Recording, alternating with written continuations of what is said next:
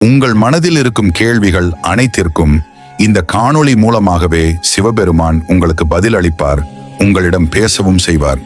அதை உங்களால் உணர முடிந்தால் கமெண்ட் பாக்ஸில் தெரிவிக்கவும். ஆசைகள் நிறைவேறாத போது கோபம் அதிகமாகிறது. ஆசைகள் நிறைவேறினால் பேராசை அதிகமாகிறது. எனவே வாழ்க்கையின் எந்த விதமான சூழ்நிலையிலும் பொறுமையாக இருப்பது நல்லது. அழுத வரை போதும், இனி ஆனந்தமாக இரு. என் நிலை என்று மாறும் என்ற உன் ஏக்கம் நான் அறிவேன். உன் நிலை நீ நினைத்ததை விட சிறப்பாய் மாறும், கவலைப்படாதே. யாரும் உன்னை காப்பாற்ற மாட்டார்கள். நான் உன்னுடன் இருக்கும் வரை யார் கையையும் நீ எதிர்பார்த்து நிற்க தேவையில்லை.